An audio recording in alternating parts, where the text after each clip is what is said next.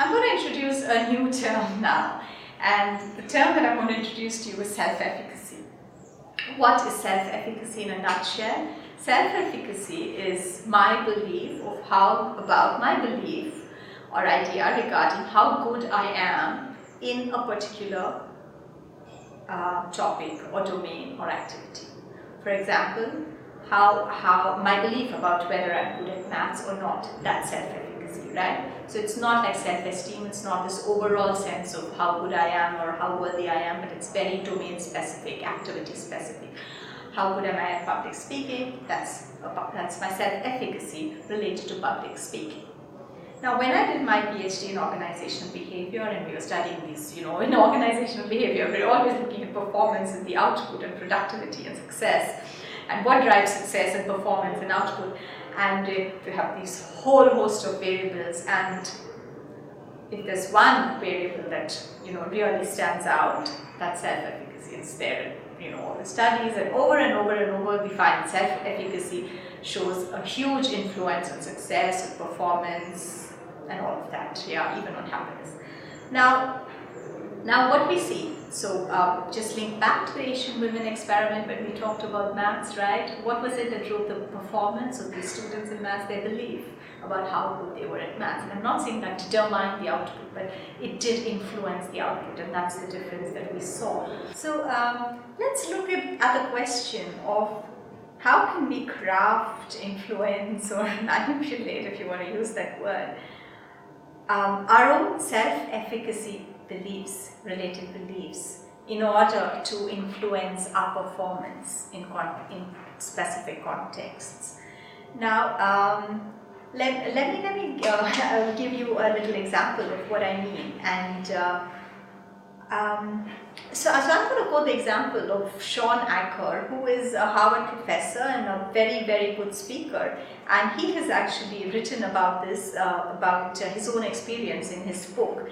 And what he writes is that when he speaks a lot, he's delivered talks all over the world, and when he goes onto the stage to deliver a new talk, he chooses to remember some of the beliefs. Remember the fact that he's very good at connecting, reading audience. He's good at making a connection with people. And when he chooses and he remembers to remind himself of these strengths that he has related to public speaking, he's noticed that there's a difference in the quality of the talks. That's a talk, and it comes out much better than times when he's falls into the trap of thinking about what are some of not his strengths in public speaking, and which he identifies as his need to sort of sometimes he forgets what he has to say, remember things, or to pace around incessantly and stuff like that. So what are we saying here? So Sean has beliefs, his ideas, his associations about himself related to certain public speaking, but he has 4 of them, right? So one of them is that he connects with audience very well. Another of them is that he can really read the audience and therefore know how to tune himself. Another belief, and these 2 are empowering beliefs. What about the other 2 beliefs? One belief that he has about himself is that he tends to forget what he had scripted. Another belief that he has is that he tends to walk around and too much. And these 2 are not empowering beliefs. So just before a new talk, he chooses to remind himself about the empowering beliefs and not think about the other ones, the dysfunctional ones. He's not denying that they exist, but he's just choosing not to remember them at the same time. So remember what we talked about memory, crafting, right? So there are all these associations, and we can choose what we want to pull out and keep in our mind salient at the time of the function. So like the Asian women, just because they're thinking of themselves as Asians means they're not denying the fact that they're women. That's there, but that's lurking behind. That's just not prominent. So now if I'm here talking to you, I'm thinking of myself as a professor and reminding myself that I'm a professor, but it doesn't mean that I've forgotten I'm a yoga teacher. It doesn't mean that I've forgotten I'm a mother, but I'm not acting out, the behavior that I act out when I'm in those domains. So that's really what we're doing. So can we craft and build our self-efficacy? Absolutely.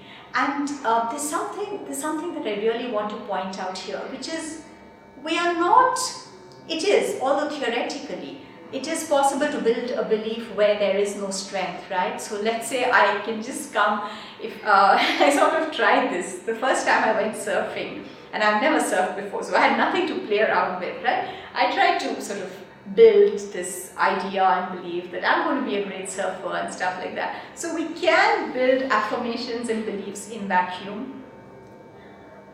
You might want to ask yourself why you want to do it, whether you want to do it, is it lying, is it not? In my view, it's not lying, because all you're building is an affirmation and it is a creative construction of the world. But if you have issues about that, you don't have to do that. You can take a part of the truth and build it further. So if you already know that you have an existing strength, you can actually affirm that and reaffirm that and make it bigger and bigger and bigger, and it will get stronger and stronger through the process of self-fulfilling prophecy. So that is really an easy route to follow. It's also a safe route to follow, because sometimes what happens if we try to rehearse and cultivate an affirmation where there is no seed of experience already there within us, what sometimes happens is our own mind, our own voice of judgment comes in with, don't fool yourself, oh no, that's not true, how can that be true, oh that's so silly, oh no, that doesn't make sense. And then, yes, we are affirming something, but we're also in the process having all these other associations coming, oh that doesn't make sense. So let's say I have never run a marathon. I mean, suppose I'm a person who's never run a marathon. I actually have never run. And suppose I'm someone who doesn't run very regularly, I haven't trained, and I want to affirm that I can run 40 kilometers tomorrow at a stretch. So I'm trying to affirm that, but inside me, there are other voices. Oh, Ramya, don't fool yourself. How silly, how ridiculous. Really? Is that possible? No, that's not true. No way you can do that. And these are also beliefs, these are also associations, and these will also drive my behavior. So can you see? So when we try to affirm something that's completely bizarre or something that we don't have a seed of conviction in us, it can be quite difficult. If you can really fool yourself into believing it, probably you could actually do much better. But it doesn't work most of the time, because we have the other voices that come up as well. So what's a safe way to affirm? Build on the strengths that are already there, because then there is no voice. You have the experience. Hey, I am good at this, I know this, and I'm good at these elements. Yeah, the way Sean Acker says, I am good at connecting people. He knows that from past experience. So when he affirms to himself, I'm good at connecting people, there's no voice that's saying, no, you're not. Right? And then he can build that, and then he has one more success, he connects again, and then you build that, and then you connect again, and you have more success, more data, you affirm it. The belief gets stronger and stronger and stronger. Now, let's look at the antithesis. Suppose I try to affirm something that I absolutely don't know is not true.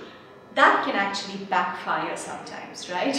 So suppose I know, for example, that let's say I know that I am not good at teamwork, for example, and I have actually someone who's not good at teamwork. And I just know this through a lot of experience. And I'm trying to affirm myself, I'm good at teamwork, I'm a team player. Every time I'm saying I'm a team player, another voice is raising up, no you're not, remember that time when you're not, no you're not. So I'm trying to say I'm a team player, and I'm also pulling up, no you're not. These are also getting affirmed. Neurons that why do we get a fire together? I'm actually activating these by activating this. So so just that warning that we need to be really careful when we're playing in this realm, and that's possibly one reason why affirmations sometimes backfire. A lot of people think affirmations don't work. Well, they do work, but you just have to use it knowing how the mind works. Let me give you another example of why we need to be careful. So a lot of people use this, let's say you want to use affirmations for weight loss, okay? And you start using an affirmation, I want to be thin, I want to be thin. So there's a problem with this affirmation, or I want to succeed. Because ingrained in that sentence is that I want to. So that's what you're affirming. You're affirming the wanting as well. You're not affirming the fact that you're thin, right? So you'll always be in that wanting state. So we need to be careful with affirmations.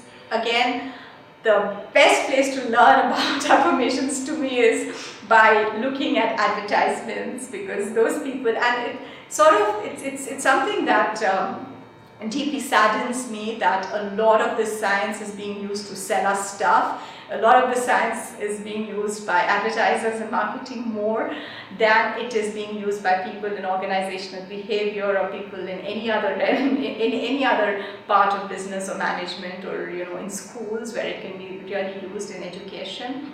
But they're doing a really good job of using it. So yeah, you can take cues from there, but use them wisely.